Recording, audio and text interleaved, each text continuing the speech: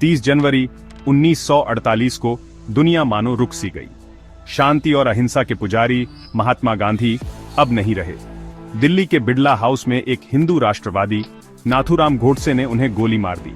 इस हिंसा ने पूरे भारत और दुनिया में सदमा पहुंचा दिया।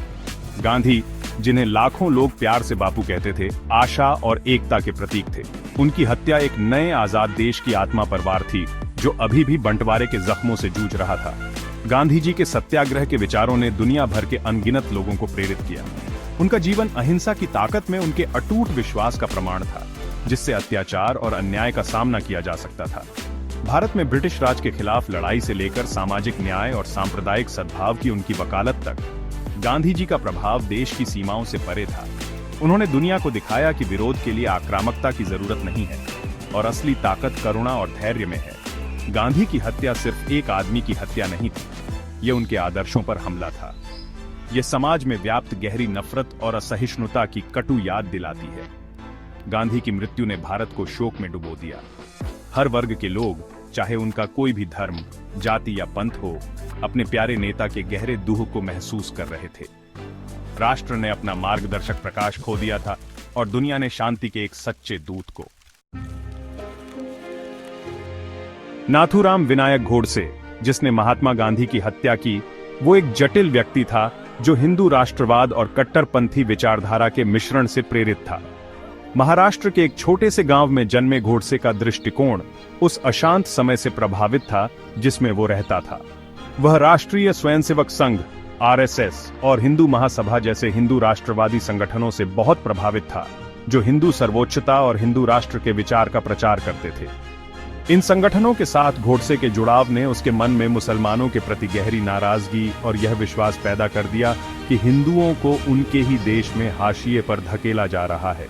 वह गांधी के शांति और अहिंसा के संदेश से निराश हो गया, जिसे वह मुसलमानों के प्रति तुष्टीकरण के रूप में देखता था।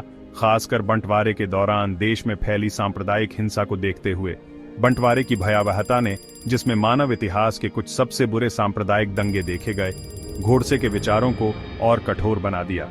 उसने बंटवारे के दौरान हिंदुओं की दुखद स्थिति के लिए गांधी को दोषी ठहराया, उन पर मुसलमानों के प्रति नरम होने और तुष्टीकरण के लिए हिंदू हितों का बलिदान देने का आरोप लगाया। उसका मानना था कि गांधी की नीतियों ने मुसलमानों को प्रोत्साहित किया और भारत के विभाजन का कारण बना। गोडसे की नजर में गांधी कमजोरी और तुष्टीकरण का प्रतीक थे, उसके हिंदू राष्ट्र के सपने की राह में एक बाधा। वह खुद को एक देशभक्त, हिंदुओं का रक्षक मानता था, जिसे उस आदमी को खत्म करने का हक था जिसे वह अपने समुदाय के दुखों के लिए जिम्मेदार मानता था। उसके कार्यों की हालांकि भारी बहुमत ने निंदा की, लेकिन वे वर्षों के ब्रेन वॉश और नफरत और विभाजन की जहरीली विचारधारा का परिणाम और उसे अतिवाद की ओर धकेल दिया। 30 जनवरी 1948 की शाम को दुनिया एक दुखद घटना से हिल गई। महात्मा गांधी, जिन्होंने अहिंसा का समर्थन किया और भारत को आजादी दिलाई, उनकी हत्या कर दी गई। उनकी मृत्यु ने न केवल एक जीवन का बल्कि एक युग का भी अंत कर दिया। यह खबर तेजी से फैली, जिससे लाखों लोग सदमे और शोक में डूब गए। गांधी की हत्या के बाद के दिनों और महीनों में भारत एक गहरे नुकसान से जूझ रहा था। जगह जगह श्रद्धांजलि सभाएं हुईं और हर वर्ग के लोग दुख में एक साथ आए। हालांकि उनकी शिक्षाएं लोगों को प्रेरित करती रहीं। अहिंसा और सविनय अवज्ञा के सिद्धांतों, जिनकी गांधी ने वकालत की थी, ने दुनिया भर के आंदोलनों में जगह बनाई।